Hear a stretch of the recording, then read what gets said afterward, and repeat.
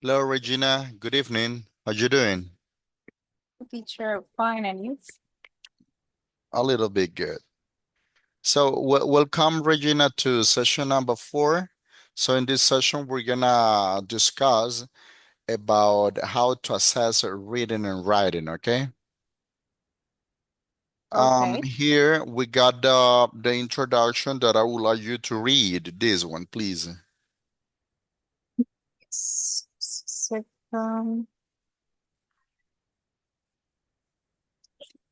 hold on. Okay. Right. Um, Okay, now. Introduction. Assessing reading and writing skill is essential in language learning, and it measures students' ability to comprehend text and express ideas coherently in writing form. Effective assessment methods should focus on both the process and the product of reading and writing, ensuring that students develop critical thinking and communication skills. This session will explore key strategies for evaluating reading and writing, including different type of assessment tools, rubrics, and best practice. Yes. Okay. Very good. So, as I told at the beginning, the topic that we're gonna discuss in this session is how to assess reading and writing skills. Our objectives that we got for this one are to identify the key elements of reading and writing assessment, design effective assessment tools for evaluating reading comprehension and writing proficiency, develop rubrics and criteria for assessing different aspects of reading and writing, and apply practical assessment techniques in classroom settings, right? In the previous session, we were discussing about how to design an authentic assessment, right? By using rubrics and some evaluation criteria. So we're gonna do the same here, but we're gonna take into account the aspect that we need when assessing reading and writing, okay? Let's see, as you know, I love start with the speaking activity. What do you think about the first question? What challenges do students usually face when reading and writing in a second language? A speaking activity is like your warm up. Mm-hmm. Yeah. It So says, sometimes it's better. yes, what challenges do a student usually face when reading and writing in second language? Um, well, for as you know, our mother language is Spanish. So when we learn a second language, um, like English, um, well, in writing, the grammar is totally different, so it's not the same. In Yeah. Spanish, there are a lot of rules, but in English, they don't have like a lot of rules, but there are a lot of verbs, a lot of things Mm-hmm. um that you need to do in order that you transmit a message when you are writing something. And also in reading, the way that you link or connect the word in order that they sound, natural and understandable for others. Yes, I agree with you. Which is more difficult for you, reading or writing? Writing. Yes, writing, especially when we want to when we have to write an essay, right? In Yes. academic way, there are some verbs that even we don't know in Spanish what they are, but we have to use it in English, right? Exactly. Let's see the second question. What are some characteristics of a well-structured written text? Um, what are some characteristics of structured writing tests? Mm, Well, first of all, we can start with introduction and then with a main idea. Yes. Idea. You know that Body the main, part, yeah, continue, continue. body parts, and then a conclusion. Yes, yes. That is an structure, right? Especially when working essay. But when we got Yes. text, so it can be paragraph, right? Yes, it can be paragraph. So something important that you mentioned was the main ideas. As you know that the main ideas is when we talk about the topic sentence, right? So Yeah. that would be one of the characteristics that the topic sentence has to be a single idea, right? A single idea. Then after the topic sentence, you said the body paragraph. Yes, I agree with you.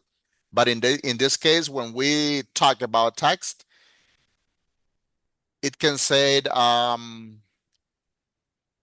supporting details or supporting sentence, okay?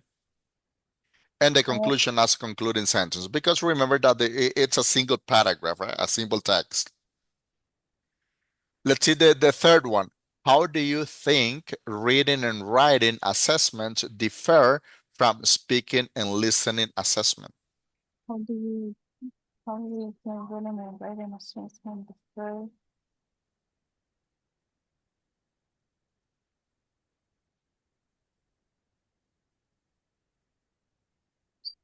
Mm, mm, how do you think reading and writing assessment differ from speaking? Um, what is the meaning of defer, teacher? Difieren, o sea, Ah, diferencia. mm. Well, if I'm not mistaken, reading and writing, um, you need to have like a, you know, an idea. What would you like to transmit, write, or reading? And the speaking and listening. Mm, mm. No, teacher, I don't have a clear idea about that question. Uh, so something important that you mentioned, transmit. So we need to transmit the message or the idea. Yeah, remember that the difference is between these skills are that some of them are receptive and Mm-hmm. some others are productive. So I mean that when talking about reading and listening, they are receptive skills or input skills, right? But writing, what about writing and speaking? They are not receptive. They are productive. I mean, Product. yeah, output, skill, where you have to produce something, right? Okay. Okay, good. Let's move on to next slide. And here we have some key points, okay, or key aspects that we need to take into account when assessing reading and some techniques. For example, let's see some key aspects of reading assessment. And we got literal comprehension. So what do you understand for that? Um, well, that you need to read and understand at the same time. No, like reading and well, and then no have an idea what you have read. So Mm-hmm. comprehend, understand what you are talking about or what is the text about or whatever you are reading. Right, right. Literal comprehension. It's what you said, right? To understand. So in this case, we're gonna understand facts and details, okay? As you said, what the reading is about, right? Okay, Yes. good. Inferential comprehension. Inferential comprehension. Mm,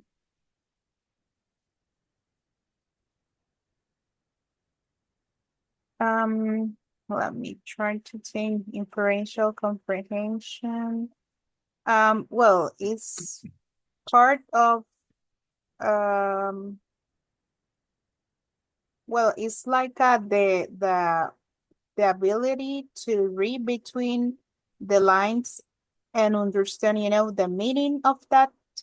Try to understand what is the main idea, or analyze, every sentence and understand that Kind of, kind of. kind of. Remember, yeah. I don't know if you have seen or if you have read some reading comprehensions that they got a beginning, they got a developing, but they don't have a conclusion. So in that case, according to what you have read, so you need to infer how the conclusion would be. You understand what I mean? Yes. Yeah, that is the inferential comprehension. So I don't know if you have taken some English test online to know or to measure how much English you know, especially if you want to Yeah, just apply to right, for the. example. Yeah. And you know that nowadays most of the institutions are working with CIFOR, con el marco común europeo para las referencias de la lengua, Mm-hmm. que ellos tienen A1, A2, B1, B2. Entonces ya del B1 ya empiezan con esas lecturas, yo les digo lecturas incompletas. Es decir, de que al final tenemos que inferir. Try to get like a conclusion. Ujú. Puede ser en la parte final, puede ser en la parte de en medio o dependiendo del tipo de actividad que nos den, ¿verdad? Okay, what about the critical reading? Hello. Critical reading. Well, to have like an idea, a concrete idea, or about the reading. It's like your Mm-hmm. own opinion, right? Yeah, yeah, yeah. Okay, good. And what about the vocabulary and context clues? Vocabulary and context clues. Um, well, is the vocabulary is in the reading, it could be like vocabulary and context clue.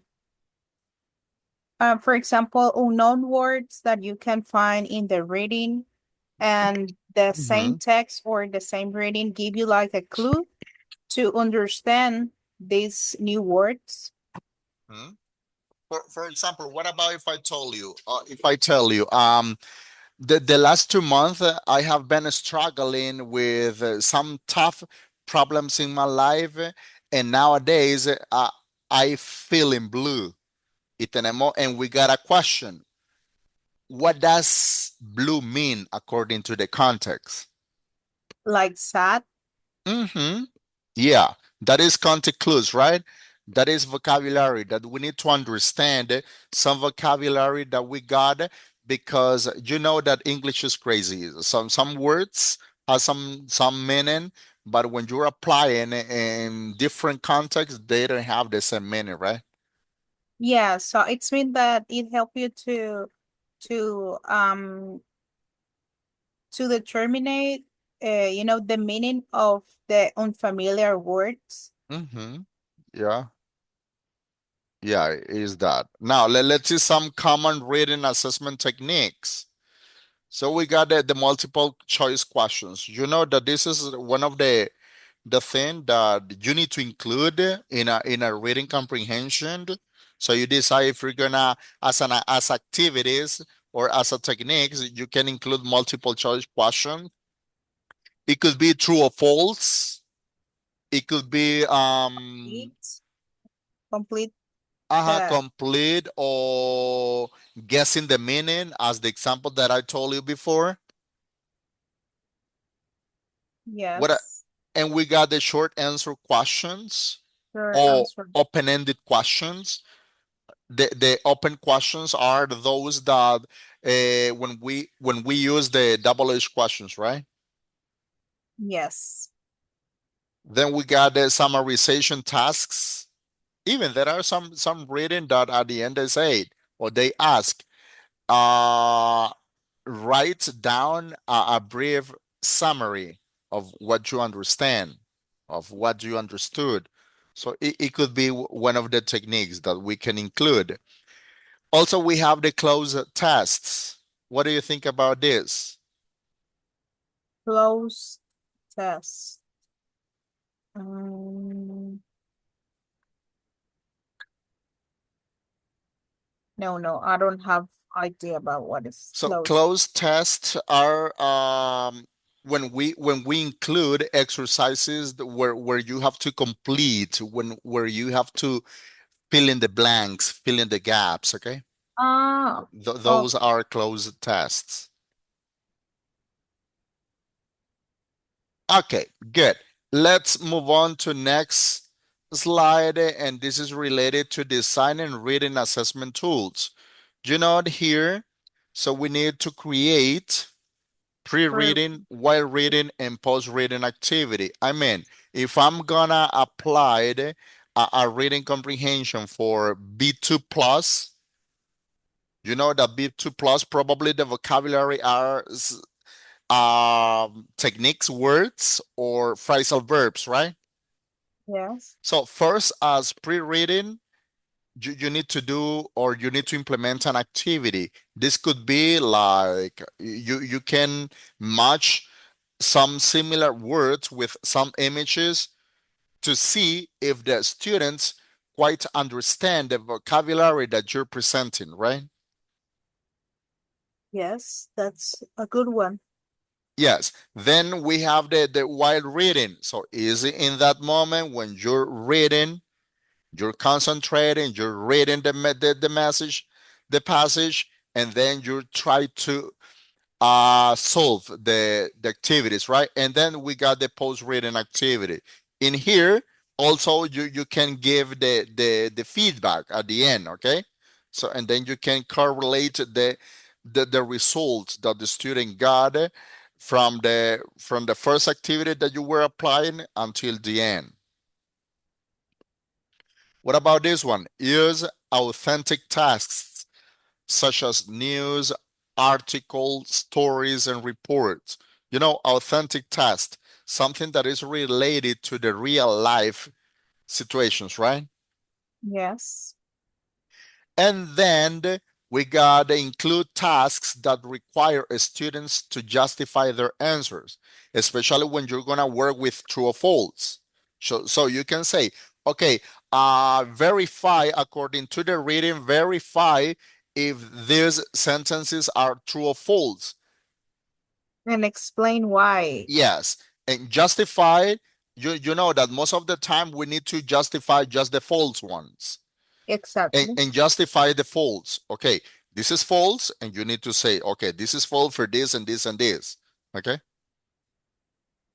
Yes, good. Now let's see assessing writing. So we're gonna see that some key aspects of writing assessment like content and ideas. That here something important that we need to take into account is the clarity of the writing and the relevance, you know. So remember that some of the characteristics that we have in writing are the unity, the cohesion, the coherence that we need to take into account at the moment when we're writing, right? Then we got the organization. So it's here when we have to talk or we have to respect the structure of the writing. I mean, if we're talking about paragraph, you know that we're going to start with a topic sentence, which is the main idea, a single main idea, because we cannot include both, two or more, it's just one. Then we got the supporting sentences, okay, that are gonna support the main idea, and then we got the concluding sentence, okay. That remember that in the concluding sentence is when you rephrase what you got in your topic sentence, right? Then we got Or, the grammar and mechanics. What do you think about that? um, well, grammar, check, every punctuation, every capital letter, Mm-hmm. respect, every time. And mechanics are the different techniques that we can use during the Mm-hmm. writing assessment. Mm-hmm. Yeah, remember that when we say grammar, something that comes to our mind are the tenses, right? The structures. The So structure, the yeah, the accuracy tenses, in the structure. And here, when we say mechanics, refers to the spelling of the words and the punctuation rules. Okay. uh, oh, got you now. Okay. Let's see vocabulary and style. As you know, here, why vocabulary and style? Remember that in English, we got different way how to express something than in Spanish has just one single word. For example, in Spanish, I can say, mi color favorito es café. And also I can say, mi bebida favorita es café. If you notice in both sentences, I'm using the same word, café. But in English, I cannot say my favorite color is coffee Yes. or my favorite drink is brown. So No, no makes it can sense. be understood, but you're not using the appropriate word for that context. That makes sense? Makes sense, teacher. Okay, good. Now let's see some techniques. Essay writing. So here, as you know, we need to take into account the structure that we got, right? So because remember that when you're writing an essay, we need to evaluate argumentation, the structure, and the coherence that we got.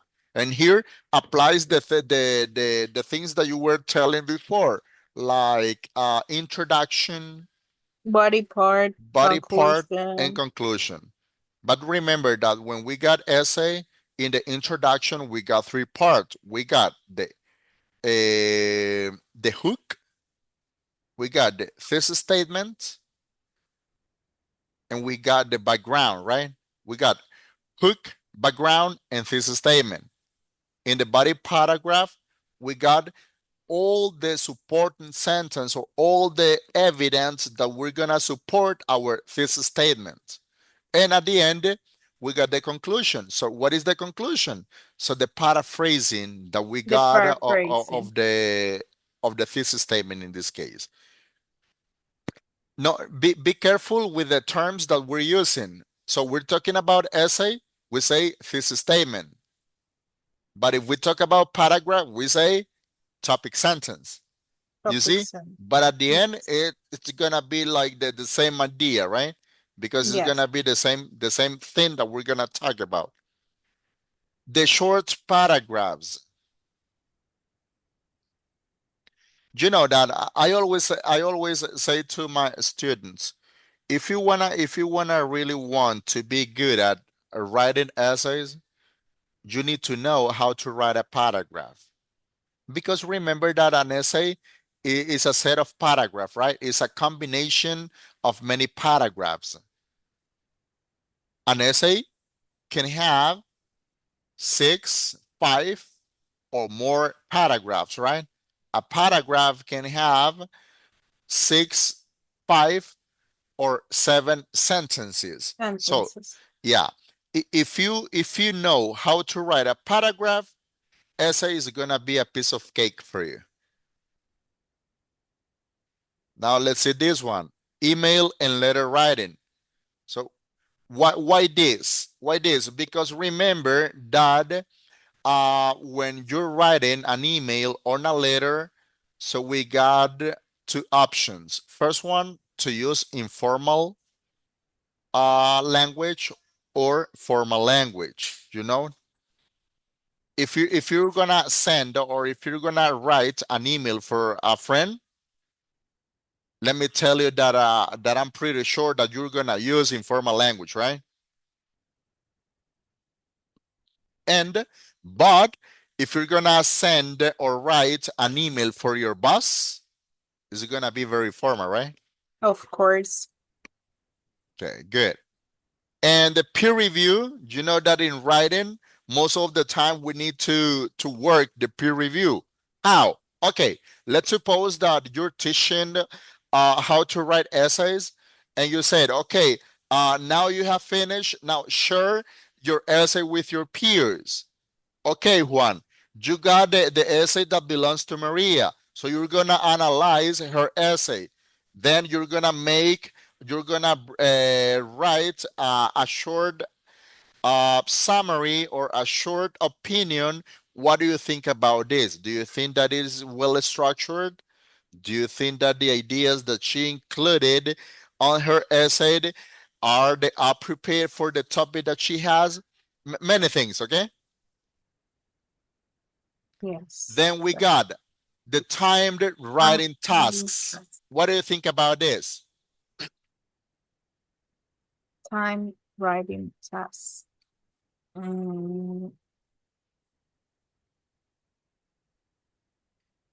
The time that you need to conclude the assignment. Yeah, that is the key word, right? Timed. Yes. Yeah. In this case, I don't know if you remember in the first course that we were taking, that we were talking about the principles of assessment, and one of these one was the practicality, right? Yes, So the practicality. depends on the complexity of the task. So you have to assign the fair time for that one, right? Let's Yes. suppose if your students are gonna write some paragraphs, you can give 20 minutes, let's suppose.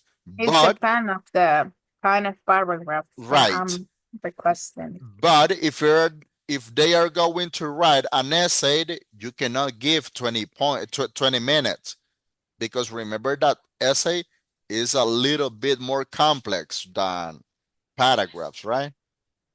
So it is about the time. Any questions so far? No. Everything's clear at Solatrans Lake? Yes, yes, clear. Okay. Okay, let's see Clear. the what you said something? Yes, it's clear like Manaus Lake. Okay. So let's see, when designing writing assessment tools, something important that we need to take into account is a clear rubrics, okay? Why clear? Because remember that we need to provide a structured feedback. Mira, acá los estudiantes son bien dañinos. Ellos dicen que hacen buenas presentaciones y tal vez valía 10 y el maestro le puso 7. Viene el estudiante y le dice, pero ¿por qué? Dígame en qué perdí los 3 puntos. Y si el maestro no tiene una rúbrica, como que va, Exactly. como que va a You don't have titubear, like ¿verdad? a support to let Exacto. them know why she or he didn't, get the full score. Right. That's why that I told you. So we need to design a clear rubric, because at the end, remember that as a teacher, we need to provide a structured feedback. Okay, you lost the first point for this. You lost the second point for this, and the third one is for this. It's clear, right? Yes. The writing prompts. What do you think about this? Writing prompt. Well, I don't know if it's related with the ideas about the writing. How so? Um, the the sections or the topics is related with the topics about the Yeah, writing. yeah, it's related to the topics, right? Let's suppose that you have been explaining different types of essays related to the teaching area, right? But at the end, you said, okay, our topics, our prompt topics for this, for your essay that you're gonna write, is gonna be this and this and this and this, okay? So we say prompts because a student didn't know any idea about what the topic was about. It was come out at the moment, you know? Yes. Okay, let's see the other one. Drafting and revision. Well, basically, in writing assessment, it's very necessary to use drafting because in that case, the teacher is, checking your, sorry, Don't worry. he's checking, how can I say avance, teacher? I forgot. Your progress. Yes, your progress. So she will let you know what are the things that you should modify or what you can correct in Mm-hmm. order to, prevent mistake. And at the end of the revision, so finally you will get, the right writing without any mistake. Yeah, yeah. You know that based on the feedback that you get from the teacher in the first revision, so you're gonna rewrite your second draft, right? So I would say that drafting and revision are like stages, writing process. So we write, then we correct it, as you said. So if you correct it, we're gonna rewrite, and then we're gonna edit. So we have edition, revision, and drafting, right? Okay, let's move on to next one. And here, as you The can see rubric. there, we got a rubrics for written and writing assessment. Just a second, teacher. Mhm. Someone is calling me. Just a Okay, second. okay, okay.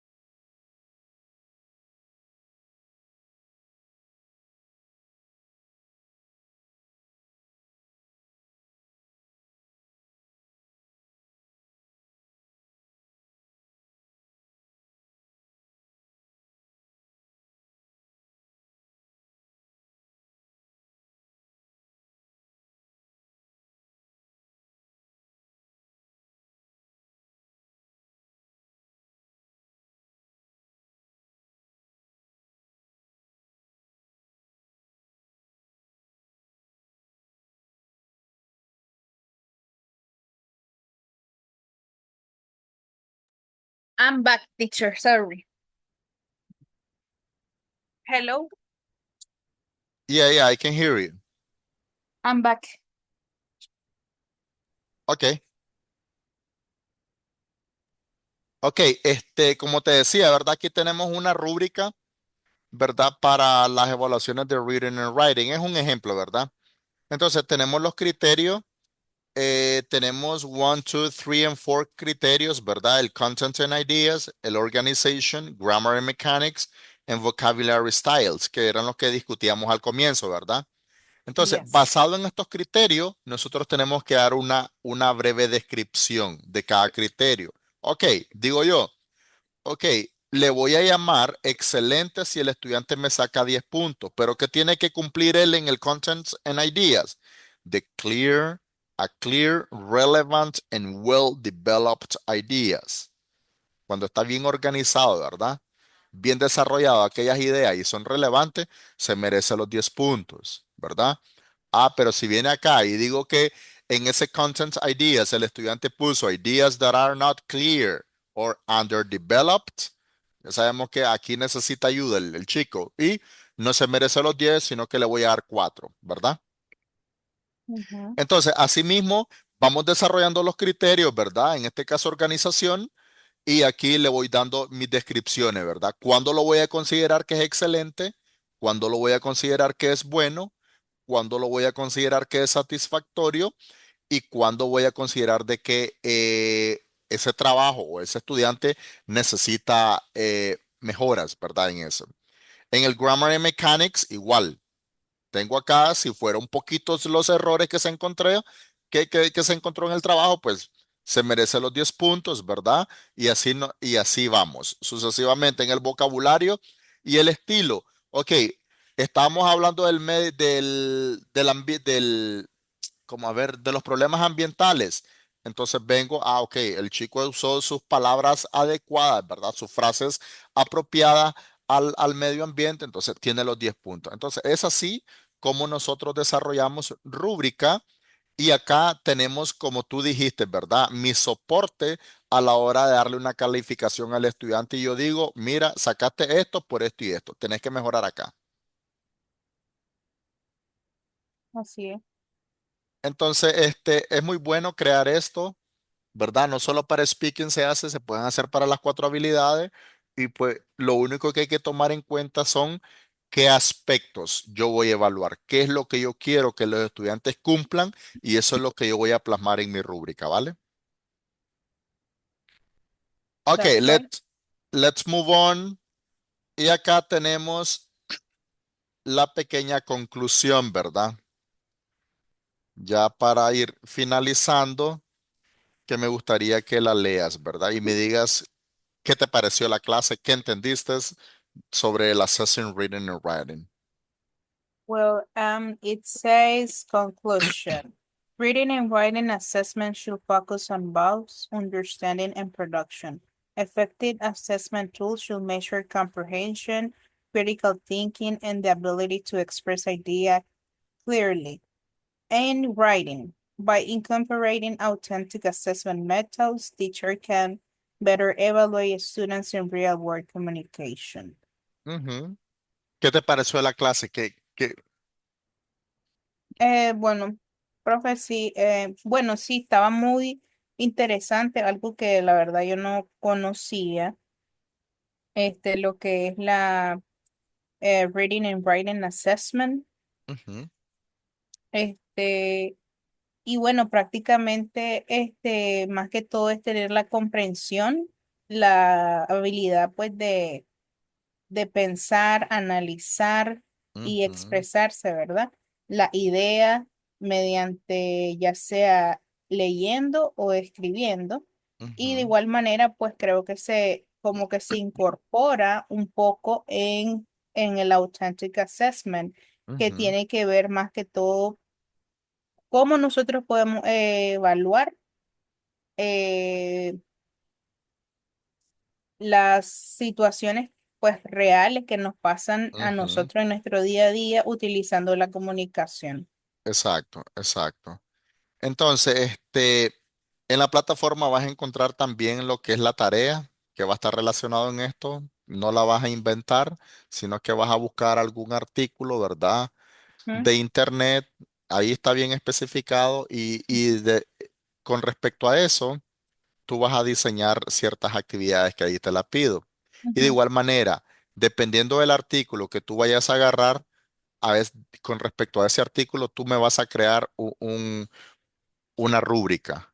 O sea, ujú, ubicándote como maestro. Ok, yo tengo esta comprensión lectora, ¿qué es lo que quiero evaluarle aquí a los chavalos? Entonces, vas a diseñar una rúbrica para eso y ahí pues, y otras cositas ahí más que se pide, ¿verdad? Que lo vas a encontrar bien detallado en la tarea para que vayas avanzando en eso y pues nos miraríamos en la próxima sesión, ¿vale? ok. Profe, una pregunta. La Sí, rúbrica es como la que sale aquí en la presentación que me exacto. mostró. Entonces, imagínate que yo le di un reading and writing. Entonces, estos son los aspectos que yo voy a evaluar. Entonces, yo les Ujú, digo a los chicos, la prueba estuvo ponderada en 40 puntos, tenemos 10 puntos en Contents and Ideas, 10 en organización, 10 en Grammar and Mechanics y en 10 en el estilo y el vocabulario. Entonces, ahí yo ya ujú, les evalué todo a ellos. Entonces, basado en el articles que tú tomes, vas a ver qué aspectos tú puedes evaluar ahí. Entonces, esos son los aspectos que tú vas a incluir en tu rúbrica, ¿vale? ujú.